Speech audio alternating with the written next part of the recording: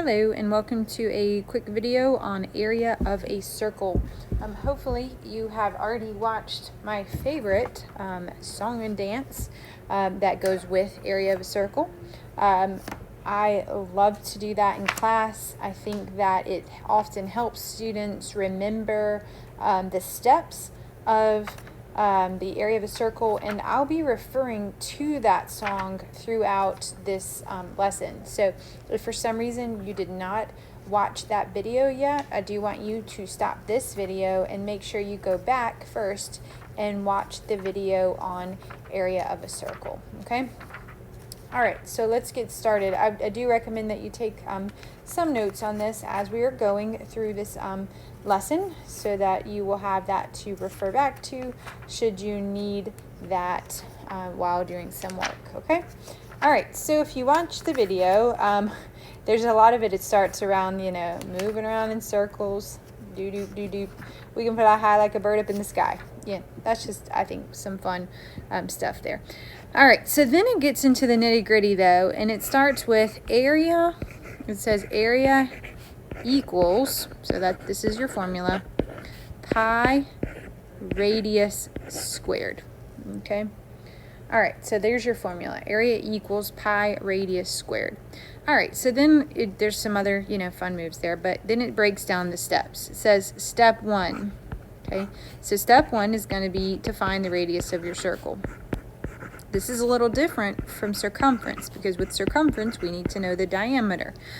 This time, when we're talking about area, we need to first find the radius. So that's step 1, find the radius, okay? Step 2, they say square it. And it's important that we remember what squaring a number means.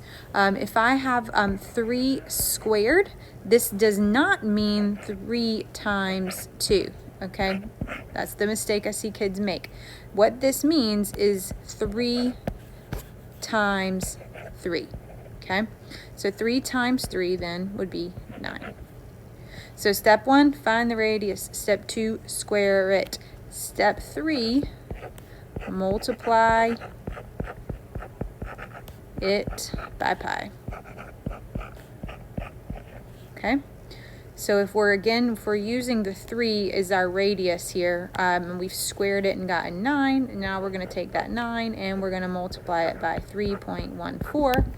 Okay? So 9 times 3.14 is going to give us 28 and 2600ths. Let's say we were dealing with centimeters here. And this time, since we're dealing with area, we need to square it. And that's how you find the area of a circle. All right, so let's do a couple of examples here. Example 1. All right, let's say that I have the circle here and that it gives me a radius of 4 centimeters. So step 1, find the radius. I know the radius is 4. Step 2, square it, which means 4 squared equals 4 times 4, which is 16.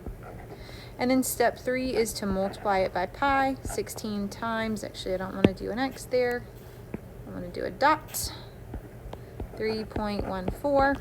So you can use your calculators for that, 16 times 3.14, which gives you 50 and 24 hundredths centimeters squared. All right, another example. We're going to notice there's going to be a little difference here in this one. This time, we should be able to recognize that you have been given the diameter.